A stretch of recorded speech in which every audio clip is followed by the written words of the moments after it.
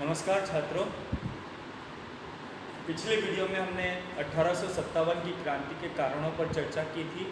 हमने यह समझने का प्रयास किया था कि 1857 की क्रांति किन वजहों से हुई, जिसमें हमने राजनीतिक कारण, सामाजिक कारण, आर्थिक कारण, सैनिक कारण, ऐसे कई सारे कारणों पर हमने विचार विमर्श किया था। और एक बात जो मैंने यहाँ पर आपको बताई थी वो था तात्कालिक कारण, जिसको हम चर्बी वाले कारतूसों की घटना के रूप में जानते हैं।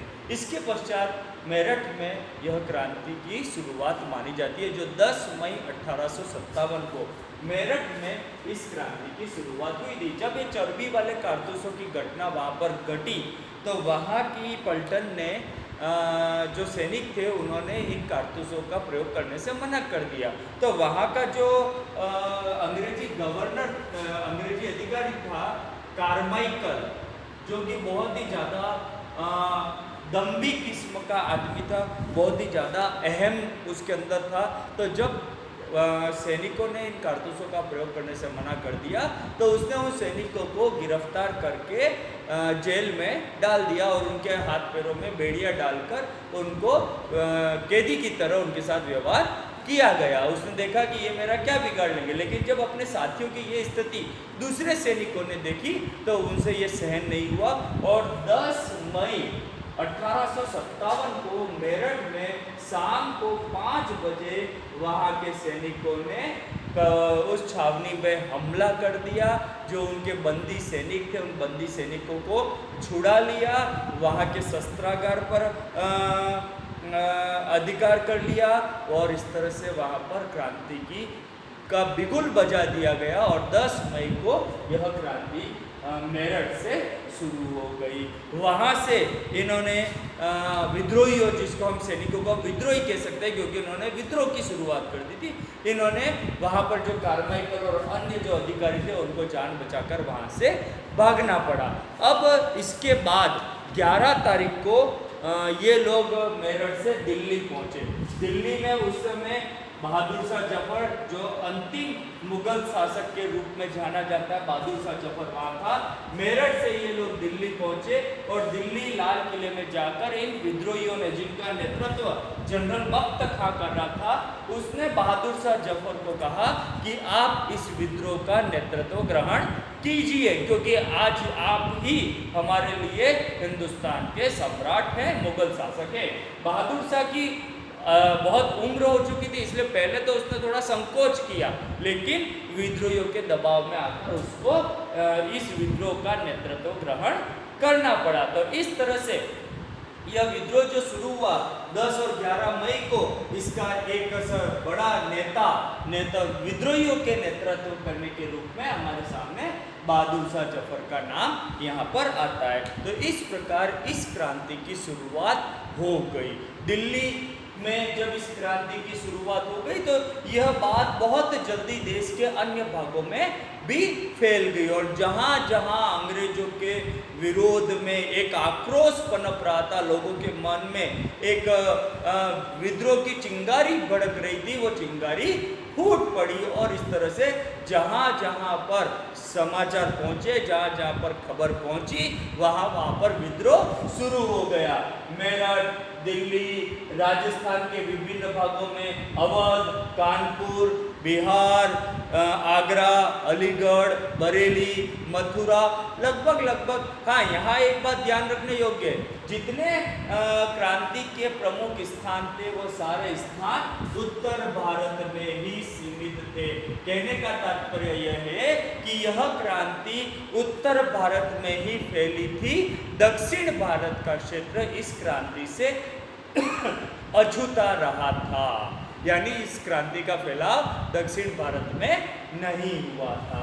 तो दिल्ली, राजस्थान की बात करें, इस क्रांति में राजस्थान का भी बहुत योगदान रहा। राजस्थान में उस समय 6 ब्रिटिश छावनियाँ थी, नसीराबाद, नीमच, कोटा, नेवली, ब्यावर और खेरवाड़ा, एरिनपुरा, खेरवाड़ा।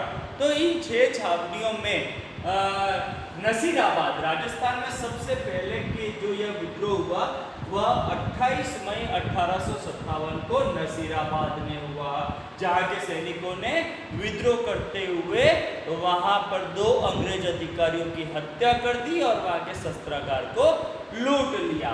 इसके बाद नीमच में 3 जून 1857 को विद्रोह हुआ। इसके पश्चात जोधपुर के एरीपुरा छावनी के सैनिक जो उस समय माउंट आबू गए हुए थे, उन्होंने विद्रोह कर दिया और विद्रोह करके वहां से उन्होंने एक नारा दिया, चलो दिल्ली मारो फिरंगी।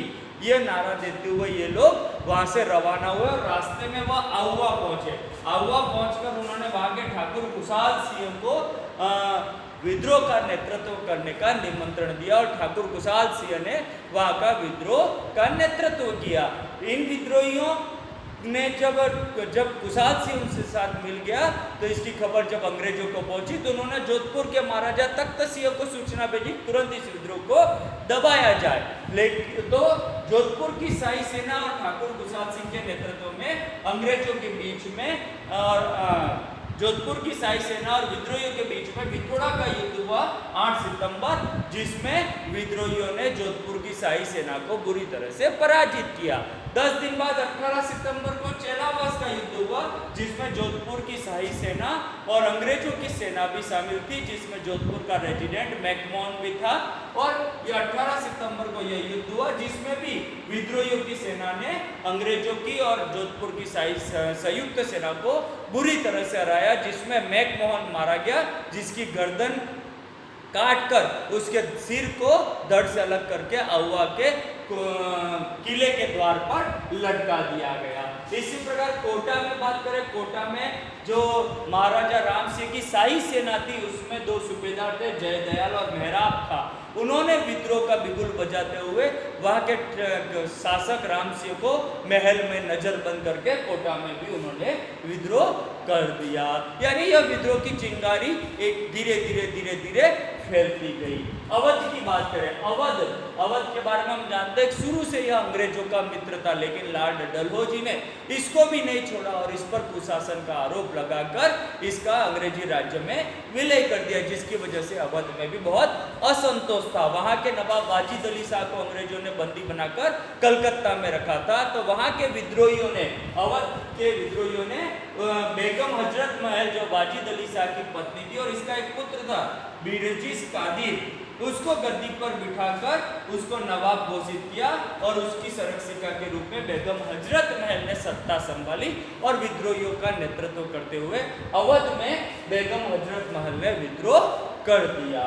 कानपुर की बात करें, कानपुर में नाना साहब 1818 में जो पेशवा बाजीराव द्वितीय था उसने अंग्रेजों की अधीनता स्वीकार कर ली थी और बिठूर में जाकर उसने अंग्रेजों के अधीन एक पेंशन स्वीकार करके वहां पर रहना स्वीकार किया था।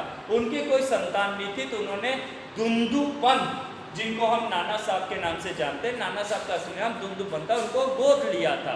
1851 में बाजीराव द्वितीय की मृत्यु हो गई और उसके स्थान पर नाना साहब पेशवा बने, लेकिन जो पेंशन बाजीराव को दी जाती थी वह पेंशन नाना साहब को अंग्रेजों ने नहीं दी। नाना साहब ने जब कहा कि भाई जो पेंशन उनको दी थी वो मुझे भी मिलनी चाहिए, तो अंग्रेजों ने मना कर दिया। उन्होंने कहा कि यह पेंशन हमने पेशवा के पद को नहीं बल्कि बाजीराव को दी थी। बाजीराव की मृत्यु हो गई तो वह पेंशन भी समाप्त हो गई। तो इस प्रकार पेंशन नहीं मिलने के कारण नाना साहब ने भी उनके खिलाफ विद्रोह का बिगुल बजा दिया और कानपुर में विद्रोह का नेतृत्व नाना साहब ने किया। झांसी की बात करें, झांसी की रानी लक्ष्मीबाई, सभी लोग इससे बहुत अच्छे से परिचित थे। रानी लक्ष्मीबाई ने जिनके राज्य को उनके पति गंगाधर राव की मृत्यु के बाद दत्तक पुत्र को अंग्रेजों ने मान्यता नहीं दी और 1854 में ही उसका विलय कर दिया गया था।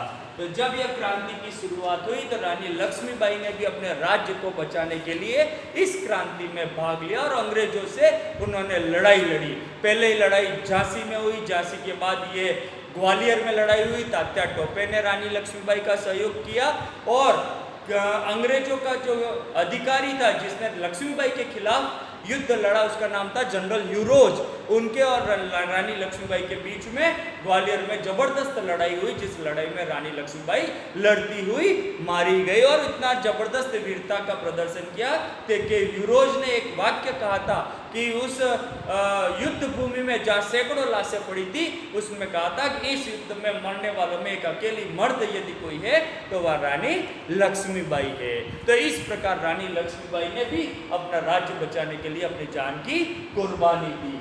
बिहार में बात करें, बिहार में जगदीशपुर के ठाकुर खुशहाल सिंह, जिनका एक हाथ नहीं था, उन्होंने इस क्रांति में भाग लिया और उस क्रांति में विद्रोहियों का नेतृत्व किया। ठाकुर खुशहाल सिंह जो जगदीशपुर के जमींदार थे, लगभग 70 वर्ष की इनकी उम्र थी और इस क्रांति में उन्होंने भाग लेकर सबसे पहले बिहार में दानापुर में जुलाई 1857 में विद्रोह हुआ और ठाकुर खुशहाल जमींदार ठाकुर कुंवर सिंह दानापुर आए और दानापुर से वहाँ पर विद्रोहियों का नेतृत्व उन्होंने ग्रहण किया। वहाँ से वह लखनऊ की ओर बढ़े, लखनऊ से फिर वह अपनी जागीर जगदीशपुर की ओर बढ़े और जगदीशपुर पर उन्होंने अधिकार करके वहाँ पर अंग्रेजों को बुरी तरह से पराजित किया। वहाँ पर इस विद्रोह के दौरान ही लड़ते लड़ते कुंवर सिंह की मृत्यु हो गई थी और जिस समय ये मरे उस समय उनका जमींदारी उनके पास थी, वहाँ पर स्वतंत्रता का ध्वज फहरा रहा था। तो कहने का मतलब यह है कि छात्रों कि 1857 की क्रांति जैसे जैसे खबर मिलती गई, जहाँ जहाँ खबर मिलती गई, इस क्रांति का फैलाव होता गया। अंग्रेजों को लगभग 1.5 साल इस क्रांति को दबाने में लगा। धीरे धीरे अंग्रेजों ने पहले इस क्रांति को बहुत हल्के में लिया, लेकिन बाद में उनको पता चला कि यह क्रांति कितनी गंभीर थी। तब जाकर अंग्रेजों के होश उड़े और उन्होंने जगह जगह पर अपनी सेना ले जाकर इस विद्रोह को दबाने का और कुचलने का काम किया, जिसमें लगभग उनको 1.5 साल का समय लगा। तो छात्रों, अगले वीडियो में हम थोड़ी सी इस पर चर्चा और करेंगे। आज हमने इस क्रांति के प्रसार और क्रांति की घटनाओं की बात की, अंग्रेजों का रिएक्शन क्या रहा, कैसे अंग्रेजों ने इस क्रांति को दबाया, इस बारे में हम अगले वीडियो में और चर्चा करेंगे। बहुत बहुत धन्यवाद।